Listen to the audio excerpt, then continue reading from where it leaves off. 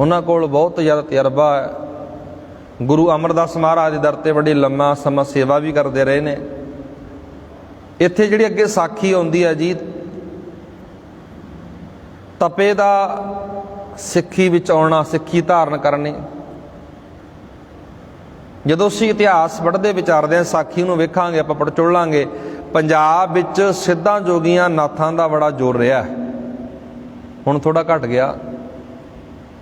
पंजाब दे विच सिद्ध लोक, जोगी लोक, नाथ लोक, इन्हां दा बहुत ज़्यादा प्रभाव रहा। आम जनता, आम लोक इन्हां दे जाल विच आके लुट्टे जांदे ने। ठगी जाल है जिहड़ा।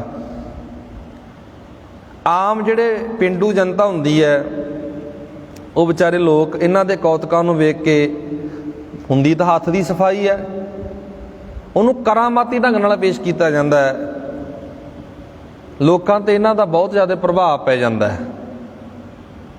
वेखो जी, फलाने बाबे ने, फलाने जोगी ने इस तरह कर दिता। हुण इस तरह ये प्रभाव लोकां ते पाउंदे ने। लोग इन्हां दी पूजा मानता करते हैं, दान दिंदे ने इन्हां नूं। इस तरह एक साधां दी श्रेणी भी है। गुरबाणी दे विच साध शब्द बहुत बार आउंदा, इहनूं ध्यान नाल वेखिओ।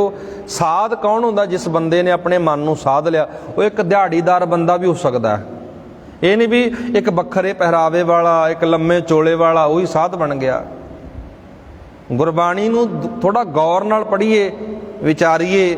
साध दा अर्थ है जिस बंदे ने मन नूं साध लिया। बखरे पहरावे वाला, कोई वखरे चिन्ह धारण करने वाला, ये नहीं भी ये बाबा बन गया, साध बन गया। इन्हां गल्लां नूं थोड़ा ध्यान नाल वेख्या करो जी। साडा इत्थे बैठण दा, बाणी विचारन दा, इतिहास विचारन दा तां फायदा है जे असीं अमल दे विच लैके आईए। गुरु नानक दी विचारधारा, गुरु ग्रंथ साहिब दी विचारधारा कह की रही है, उहनूं गौर नाल वेखीए।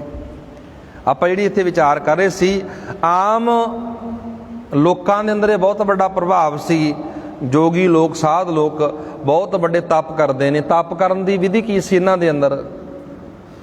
तप करन दी विधि सी शरीर नूं कष्ट देना।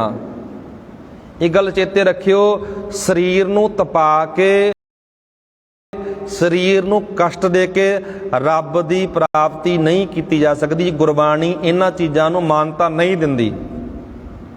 गुरबाणी पता की कहती है? मन हठ किन्ने ना पायो, सब थके कर्म कमाए। मन हठ, मन दा हठ की हुंदा जी? मन दी जिद कर लेनी। जिद नाल, हठ नाल कुछ नहीं मिलता। आम लोकां अंदर अज भी ये चीज़ां दा प्रभाव है। गुरबाणी इन्हां चीज़ां नूं रद्द करदी है। धन धन गुरु रामदास ये चीज़ां नूं रिजैक्ट कर रहे हैं, रद्द कर रहे हैं। बाबे नानक दा घर आपां आसा दी वार पढ़दे हां जी। आसा दी वार विच एक शब्द आउंदा है, बहुत बार मैं आप जी नाल साझा कीता है। ਉਹਦੀ व्याख्या बिल्कुल सिंपल आ, तुसीं समझ आओगे। ਉਹਦੇ ਵਿੱਚ लिखिया बस्तर ना पहरे। दोबारा फिर पढ़दा जी, बस्तर ना पहरे, कपड़ा नहीं पहनदा। अर्थ ये बन गए जी। गुरु ग्रंथ साहिब ਵਿੱਚ लिखिया आसा दी वार, बस्तर ना पहरे अहनस कहरे, दिन अते रात किन्ना कहर दे रहा शरीर नूं। पग उपेताना अपना किया कमाना। पग दा अर्थ हुंदा पैर। पैर दे अंदर जुत्ती जोड़ा नहीं पाउंदा तूं, अपना किया कमाउणा। कंडे वजदे ने, पैरां ते ठोकरां वजदियां ने। हुण कपड़ा काहदे वास्ते बनिया? तन वास्ते बनिया। तन ते कपड़ा पहनना चाहिदा। साडा समाज दा बहुता तबका इह मनदा भी जिहड़ा बंदा कपड़ा नहीं पहनदा, नंगे पैर रहिंदा, वो बहुत बड़ा भगत बन गया। इन्हें बहुत बंदगी कर ली, इन्हें बहुत भगती कर ली। साडा संसार ये गुरबाणी नूं नहीं असीं वेखदे भी बाणी कहंदी की है, महाराज कहंदे की ने। अक्सर बेनती करदा, साडा ग्राउंड लैवल आ ना जिहड़ा, बहुत जदों असीं ग्राउंड विच जाके वेखदे हां, बहुत हेठले पੱਧਰ ਤੇ जाके वेखदे हां, आम लोकां नूं विचारिਆਂ नूं कुछ नहीं पता, डरे होए घबराए होए। साडे मन का डर, साडे मन का तौखला भरम किवें निकलेगा जदों साडे कोलों निरोल गुरबाणी दी विचार आ गई। आ पनीरी जिहड़ी आउण वाली साडी पनीरी निकल जाना इन्हां ने कर्म करना चो, महिमा भरमा चो। नहीं मनदे। चंगी गल है असीं मुक्त होईए, आज़ाद होईए, तां ही फायदा है रोज़ विचार सुने दा, विचार करे दा। ਇੱਥੇ ਜਿਹੜੀ ਆਪਾਂ ਵਿਚਾਰ ਕਰ ਰਹੇ ਸੀ, ਆਮ ਲੋਕਾਂ ਅੰਦਰ ਜਿਵੇਂ ਤਪ ਕਰਨ ਦੇ ਲਈ ਕਿਹੜੀ ਵਿਧੀ ਮੰਨੀ ਜਾਂਦੀ ਸੀ? ਜੇਠ ਹਾੜ ਦੇ ਮਹੀਨੇ ਧੂਣੇ ਤਾਪਣੇ, ਸਰੀਰ ਨੂੰ ਅੱਗ ਦੇ ਨਾਲ ਕਲਪਾਉਣਾ। ਬਾਣੀ ਪਤਾ ਕੀ ਕਹਿੰਦੀ ਹੈ? ਬਾਬਾ ਕਬੀਰ ਜੀ ਕਹਿ ਰਹੇ ਨੇ, ਬਨਾਰਸੀ ਤਪ ਕਰ ਉਲਟ, ਅਗਨ ਦਾ ਕਾਇਆ ਕਲਪ ਕੀਜੇ। ਬਾਬੇ ਕਬੀਰ ਦਾ ਸ਼ਬਦ ਹੈ ਜੀ ਗੁਰੂ ਗ੍ਰੰਥ ਸਾਹਿਬ ਦੇ ਅੰਦਰ। ਇਹ ਸਭ ਕੁਝ ਕੀਤਾ ਜਾਂਦਾ ਸੀ ਬਨਾਰਸ ਦੀ ਧਰਤੀ ਤੇ। ਲੋਕ ਪੁੱਠਾ ਲਟਕ ਕੇ ਤਪ ਕਰਦੇ ਸੀ, ਕਾਇਆ ਨੂੰ ਕਲਪਾਉਂਦੇ ਸੀ। ਕਾਹਦੇ ਵਾਸਤੇ? ਰੱਬ ਨੂੰ ਖੁਸ਼ ਕਰਨ ਵਾਸਤੇ। ਗੁਰਬਾਣੀ ਕਹਿੰਦੀ, ਸਤਿਗੁਰ ਮਹਾਰਾਜ ਕਹਿੰਦੇ, ਭਲਿਆ ਰੱਬ ਇਹਨਾਂ ਕਰਮਾਂ ਨਾਲ ਨਹੀਂ ਖੁਸ਼ ਹੁੰਦਾ ਜਿੰਨਾ ਚਿਰ ਮਨ ਨੂੰ ਨਹੀਂ ਬਦਲਦਾ, ਜਿੰਨਾ ਚਿਰ ਮਨ ਦੀ ਸੋਚ ਨਹੀਂ ਬਦਲਦੀ, ਜਿੰਨਾ ਚਿਰ ਤੇਰਾ ਮਨ ਨਿਰਮਲ ਨਹੀਂ ਹੁੰਦਾ, ਪਵਿੱਤਰ ਨਹੀਂ ਹੁੰਦਾ। ਮੈਲ ਤਾਂ ਮਨ ਉੱਤੇ ਲੱਗੀ ਹੈ। ਬੰਦਗੀ ਤਾਂ ਮਨ ਨੇ ਕਰਨੀ ਹੈ, ਭਗਤੀ ਤਾਂ ਮਨ ਨੇ ਕਰਨੀ ਹੈ। ਅਸੀਂ ਸਰੀਰ ਨੂੰ ਕਲਪਾਈ ਜਾਂਦੇ ਹਾਂ। ਬਾਣੀ ਕਹਿੰਦੀ ਹੈ ਇਤਿਆਦਕ, ਜਿਵੇਂ ਸਿਆਲ ਦੀ ਰੁੱਤ ਅੰਦਰ ਜਲ ਧਾਰੇ ਕਰਨੇ। ਠੀਕ ਹੈ, ਜੋਗ ਮਤ ਦੀਆਂ ਕਿਰਿਆ ਹੋ ਸਕਦੀਆਂ ਨੇ, ਜੋਗੀ ਲੋਕ ਇਹ ਕਿਰਿਆ ਕਰਦੇ ਹੋਣਗੇ, ਪਰ ਗੁਰਬਾਣੀ ਨੇ ਇਸ ਤਰ੍ਹਾਂ ਕਿਰਿਆ ਕਰਨ ਵਾਲੇ ਨੂੰ ਭਗਤੀ ਨਹੀਂ ਕਿਹਾ, ਬੰਦਗੀ ਨਹੀਂ ਕਿਹਾ। ਸਪਸ਼ਟ ਸ਼ਬਦਾਂ ਵਿੱਚ ਕਹਿਣਾ, ਜੀ ਮੈਂ ਗੁਰੂ ਗ੍ਰੰਥ ਸਾਹਿਬ ਦੀ ਹਜ਼ੂਰੀ ਵਿੱਚ, ਗੁਰਬਾਣੀ ਇਹਨਾਂ ਚੀਜ਼ਾਂ ਨੂੰ ਮਨ ਦਾ ਹੱਠ ਕਹਿੰਦੀ ਹੈ, ਨਹੀਂ ਮੰਨਦੀ ਹੈ। ਗੁਰੂ ਰਾਮਦਾਸ ਮਹਾਰਾਜ ਬਾਰੇ ਆਪਾਂ ਪੜ੍ਹ ਰਹੇ ਸੀ। ਗੁਰੂ ਰਾਮਦਾਸ ਮਹਾਰਾਜ ਦੇ ਦਰਬਾਰ ਵਿੱਚ ਆ ਕੇ ਇੱਕ ਤਪਾ ਉੱਚੀ ਉੱਚੀ ਬੋਲਣ ਲੱਗ ਪਿਆ।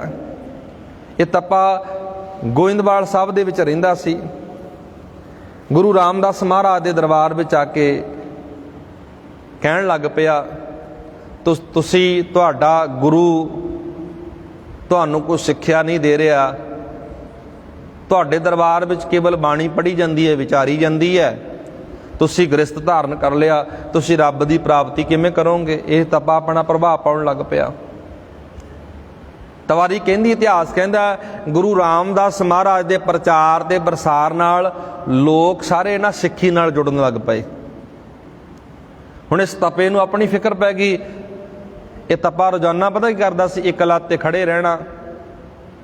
ਲੋਕਾਂ ਅੰਦਰ ਇਸ ਗੱਲ ਦਾ ਪ੍ਰਭਾਵ ਹੋ ਜਾਂਦਾ ਸੀ, ਵੇਖੋ ਜੀ ਇੱਕ ਲੱਤ ਤੇ ਖੜਾ। ਹੁਣ ਇੱਕ ਲੱਤ ਤੇ ਖੜੇ ਰਹਿਣਾ, ਇਹਦਾ ਰੱਬ ਨਾਲ ਕੀ ਸੰਬੰਧ ਹੋ ਗਿਆ? ਭਗਤੀ ਨਾਲ ਕੀ ਸੰਬੰਧ ਹੋ ਗਿਆ? ਇਹ ਤਾਂ ਹੱਠ ਹੋ ਗਿਆ ਨਾ, ਜਿੱਦ ਹੋ ਗਈ। ਇਹਨਾਂ ਚੀਜ਼ਾਂ ਤੋਂ ਤਾਂ ਬਾਣੀ ਮੁਕਤ ਕਰਦੀ ਹੈ। ਲੋਕਾਂ ਅੰਦਰ ਪ੍ਰਭਾਵ ਪੈ ਜਾਣਾ। ਹੁਣ ਇਹ ਇਤਿਹਾਸਕ ਬਚਨ ਆਉਂਦੇ ਨੇ ਜੀ। ਤਪਾ ਰੌਲਾ ਪਾਉਣ ਲੱਗ ਪਿਆ, ਕਹਿਣ ਲੱਗਿਆ ਗੁਰੂ ਰਾਮਦਾਸ ਮਹਾਰਾਜ ਨੂੰ, ਤੁਮਰੇ ਸਿੱਖ ਦਿਸੇ ਅਭਿਮਾਨੀ। ਗੁਰੂ ਰਾਮਦਾਸ, ਤੇਰੇ ਸਿੱਖ ਹੰਕਾਰੀ ਨੇ। ਤਪਾ ਕਹਿਣ ਲੱਗਿਆ, ਵੇਦ ਪੁਰਾਣ ਤੀਰਥ ਨਹੀਂ ਜਾਣੀ। ਨਾ ਇਹ ਵੇਦਾਂ ਨੂੰ ਮੰਨਦੇ ਨੇ, ਨਾ ਇਹ ਪੁਰਾਣ ਨੂੰ ਮੰਨਦੇ ਨੇ, ਨਾ ਤੀਰਥਾਂ ਤੇ ਜਾਂਦੇ ਨੇ। ਅੱਗੇ ਲਿਖਿਆ, ਤੁਮਰੇ ਸਿੱਖ ਤੁਮ ਹੀ ਕੋ ਜਾਣੇ। ਤੁਹਾਡੇ ਸਿੱਖ ਤੁਹਾਡੀ ਮਹਿਮਾ ਗਾਇਨ ਕਰਦੇ ਨੇ, ਤੁਹਾਡੇ ਸਿੱਖ ਬਾਣੀ ਪੜ੍ਹਦੇ ਨੇ, ਬਾਣੀ ਪੜ੍ਹ ਕੇ ਜੀਵਨ ਵਿੱਚ ਲੈ ਕੇ ਆਉਂਦੇ ਨੇ। ਵਾਹਿਗੁਰੂ ਮੁਖ ਜਾਪ ਬਖਾਨੇ, ਇਹ ਤਾਂ ਕੇਵਲ ਵਾਹਿਗੁਰੂ ਦੀ ਜਾਪ ਕਰਦੇ ਨੇ। ਸਿੱਖ ਦਾ ਵਿਸ਼ਵਾਸ, ਸਿੱਖ ਦਾ ਭਰੋਸਾ ਕੇਵਲ ਇੱਕ ਰੱਬ ਤੇ ਹੈ ਜੀ, ਅਕਾਲ ਪੁਰਖ ਵਾਹਿਗੁਰੂ ਤੇ, ਗੁਰੂ ਗ੍ਰੰਥ ਸਾਹਿਬ ਤੇ ਹੋਣਾ ਚਾਹੀਦਾ ਹੈ। ਗੁਰੂ ਰਾਮਦਾਸ ਮਹਾਰਾਜ ਨੂੰ ਇਹ ਤਪਾ ਕਹਿ ਰਿਹਾ ਹੈ, ਨਾ ਕੋ ਦਾਨ ਕਰਦਾ, ਨਾ ਕੋ ਮੈਨੂੰ ਪੁੰਨ ਕਰਦਾ, ਨਾ ਕੋ ਮੇਰੀ ਗੱਲ ਸੁਣਦਾ।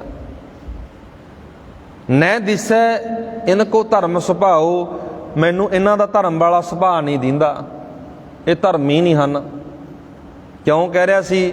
ਕਿਉਂਕਿ ਗੁਰੂ ਕੇ ਸਿੱਖ ਗੁਰੂ ਰਾਮਦਾਸ ਮਹਾਰਾਜ ਦੀ ਗੱਲ ਮੰਨਦੇ ਸੀ, ਉਹਨਾਂ ਦੇ ਬਚਨਾਂ ਤੇ ਪਹਿਰਾ ਦਿੰਦੇ ਸੀ। ਗੁਰੂ ਕੇ ਸਿੱਖ ਜਿਹੜੇ ਹੱਠ ਵਾਲੇ ਕਰਮ ਨੇ ਨਹੀਂ ਕਰਦੇ ਸੀ, ਇਸ ਕਰਕੇ ਤਪਾ ਕਲਪਿਆ, ਰੋਇਆ, ਮੇਰੀ ਕੋਈ ਸੁਣਦਾ ਹੀ ਨਹੀਂ ਹੈ। ਇਹਨਾਂ ਨੇ ਗ੍ਰਸਤ ਧਾਰਨ ਕਰ ਰੱਖਿਆ। ਮਹਾਰਾਜ ਕਹਿੰਦੇ ਗ੍ਰਸਤੀ ਹੋਣਾ ਬਹੁਤ ਜ਼ਰੂਰੀ ਹੈ। ਗ੍ਰਸਤੀ ਹੋ ਕੇ ਬੰਦੇ ਨੂੰ ਜ਼ਿੰਮੇਵਾਰੀਆਂ ਦਾ ਪਤਾ ਲੱਗਦਾ ਹੈ, ਪਰਿਵਾਰ ਕਿਵੇਂ ਪਾਲਣਾ ਹੈ, ਬੱਚੇ ਕਿਵੇਂ ਪੜ੍ਹਾਉਣੇ ਨੇ, ਕਿਵੇਂ ਬੱਚੇ ਪਾਲੀਦੇ ਨੇ। ਗ੍ਰਸਤੀ ਹੋਣਾ ਬਹੁਤ ਜ਼ਰੂਰੀ ਕਿਹਾ ਬਾਣੀ ਨੇ। ਮਹਾਰਾਜ ਨੇ ਇੱਕ ਬਚਨ ਆਖਿਆ ਜੀ, ਪੂਅਰ ਤਾਪ ਗੇਰੀ ਕੇ ਬਸਤਰਾ, ਆਪਦਾ ਤਾਂ ਮਾਰਾ ਗ੍ਰਹਿ ਤੇ ਨਸਤਾ। ਤਪੇ ਨੂੰ ਜਦੋਂ ਇਹ ਵਿਚਾਰਾਂ ਚੱਲੀਆਂ ਨਾ, ਜ਼ਿੰਮੇਵਾਰੀਆਂ ਤੋਂ ਭਗੌੜੇ ਲੋਕ ਇਹ ਸਭ ਕੁਝ ਕਰਦੇ ਨੇ, ਪਰਿਵਾਰ ਨੂੰ ਤਿਆਗਦੇ ਨੇ। ਪਰਿਵਾਰ ਵਿੱਚ ਰਹਿਣਾ, ਪਰਿਵਾਰ ਨੂੰ ਪਾਲਣਾ ਕੋਈ ਮਾੜੀ ਗੱਲ ਨਹੀਂ। ਤੁਸੀਂ ਗ੍ਰਸਤ ਨੂੰ ਮਾੜਾ ਕਹਿੰਦੇ ਹੋ। ਤਪਾ ਸਾਹਿਬ ਜਦੋਂ ਮਹਾਰਾਜ ਦੀ ਵਿਚਾਰ ਹੋਣ ਲੱਗੀ, ਸਾਰੀਆਂ ਵਿਚਾਰਾਂ, ਹੁਣ ਕੋਈ ਇਹਦੇ ਮੰਗਰ ਨਹੀਂ ਲੱਗ ਰਿਹਾ। ਗੋਇੰਦਵਾਲ ਸਾਹਿਬ ਦੇ ਅੰਦਰ ਇਹ ਤਪਾ ਰਹਿੰਦਾ ਹੈ, ਥੱਕ ਹਾਰ ਗਿਆ। ਥੱਕ ਹਾਰ ਕੇ ਜਦੋਂ ਵੇਖਿਆ ਗੁਰੂ ਰਾਮਦਾਸ ਮਹਾਰਾਜ ਦੇ ਦਰਬਾਰ ਦੀ ਮਹਿਮਾ, ਸਿੱਖਾਂ ਅੰਦਰ ਪਿਆਰ ਲਗਾ ਵੇਖਿਆ, ਤਾਂ ਸਤਿਗੁਰੂ ਮਹਾਰਾਜ ਅੱਗੇ ਬੇਨਤੀ ਕੀਤੀ, ਮਹਾਰਾਜ ਮੈਨੂੰ ਬਖਸ਼ ਦਿਓ। ਤਪਾ ਕਹਿੰਦਾ ਹੈ, ਮਹਾਰਾਜ ਮੈਨੂੰ ਸਿੱਖੀ ਦੀ ਦਾਤ ਦੇ ਦਿਓ, ਮੈਂ ਸਿੱਖੀ ਧਾਰਨ ਕਰਨਾ ਚਾਹੁੰਦਾ। ਗੁਰੂ ਰਾਮਦਾਸ ਮਹਾਰਾਜ ਕਹਿਣ ਲੱਗੇ, ਸਿੱਖੀ ਦੀ ਦਾਤ ਮਿਲ ਜਾਵੇਗੀ, ਪਹਿਲਾਂ ਤੈਨੂੰ ਹੱਠ ਵਾਲੇ ਕਰਮ ਛੱਡਣੇ ਪੈਣਗੇ। ਜਿਹੜੇ ਤੂੰ ਹੱਠ ਵਾਲੇ ਕਰਮ ਕਰਦਾ ਨਾ, ਸਿੱਖ ਧਰਮ ਗੁਰਬਾਣੀ ਪੁੱਠੇ ਲਟਕਣ ਨੂੰ ਧਰਮ ਨਹੀਂ ਮੰਨਦੀ। ਗੁਰਬਾਣੀ ਸਿਆਲ ਦੀ ਰੁੱਤ ਸਿਰ ਵਿੱਚ ਠੰਡਾ ਪਾਣੀ ਪਾਉਣ ਨੂੰ ਧਰਮ ਨਹੀਂ ਮੰਨਦੀ। ਇਹ ਹੱਠ ਹੈ। ਗੁਰੂ ਰਾਮਦਾਸ ਮਹਾਰਾਜ ਮੂਹਰੇ ਬੇਨਤੀ ਕੀਤੀ, ਅਰਜ਼ੋਈ ਕੀਤੀ, ਮਹਾਰਾਜ ਬਖਸ਼ ਲਿਓ, ਮੈਨੂੰ ਸਿੱਖੀ ਦੀ ਦਾਤ ਦੇ ਦਿਓ। ਐਡਾ ਵੱਡਾ ਇੱਕ ਤਪਾ ਜਿਹੜਾ ਬਹੁਤ ਜ਼ਿਆਦਾ ਹੱਠੀ ਕਰਮ ਕਰਦਾ ਸੀ, ਗੁਰੂ ਰਾਮਦਾਸ ਮਹਾਰਾਜ ਦੀ ਸ਼ਰਨ ਵਿੱਚ ਆ ਕੇ ਉਹ ਤਪਾ ਸਿੱਖੀ ਧਾਰਨ ਕਰਦਾ।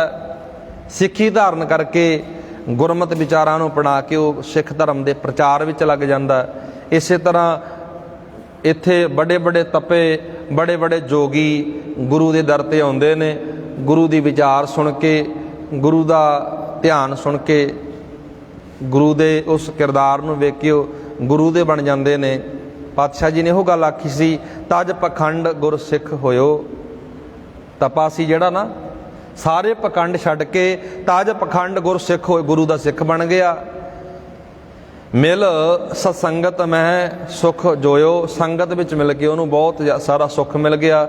ਉਹਨੇ ਸਾਰੀ ਜਿਹੜੀ ਉਹ ਪੂਜਾ ਮਾਨਤਾ ਕਰਦਾ ਸੀ, ਹੱਠ ਕਰਦਾ ਸੀ, ਮੜੀਆਂ ਖਬਰਾਂ ਸਭ ਕੁਝ ਤਿਆਗ ਕੇ ਇੱਕ ਅਕਾਲ ਪੁਰਖ ਵਾਹਿਗੁਰੂ ਦੀ ਸਿੱਖਿਆ ਧਾਰਨ ਕਰਨ ਲਈ। ਕੱਲ੍ਹ ਦੇ ਦੀਵਾਨਾਂ ਵਿੱਚ ਆਪਾਂ ਅਗਲੇਰੀ ਵਿਚਾਰ ਕਰਾਂਗੇ ਜੀ, ਸਤਿਗੁਰੂ ਮਹਾਰਾਜ ਕਿਵੇਂ ਅੰਮ੍ਰਿਤਸਰ ਦੇ ਵਿੱਚ ਅੱਗੇ ਕਾਰਜ ਕਰਦੇ ਨੇ। ਗੁਰੂ ਕਿਰਪਾ ਕਰਨ, ਇਹਨੀ ਬੇਨਤੀ ਪ੍ਰਵਾਨ ਕਰਿਓ ਜੀ। ਬੋਲਦੇ ਕੋਲ ਇੱਕ ਨਿੱਕਾ ਪ੍ਰਕਾਰ ਦੇ ਭੁੱਲਾਂ ਮਹਾਰਾਜ ਬਖਸ਼ਣਹਾਰ ਨੇ। ਅੰਤ ਵਿੱਚ ਫਤਿਹ ਨਾਲ ਪਾਓ ਸਾਂਝ, ਆਖੋ ਜੀ ਵਾਹਿਗੁਰੂ ਜੀ ਕਾ ਖਾਲਸਾ, ਵਾਹਿਗੁਰੂ ਜੀ ਕੀ ਫਤਿਹ। ਠਾਕੁਰ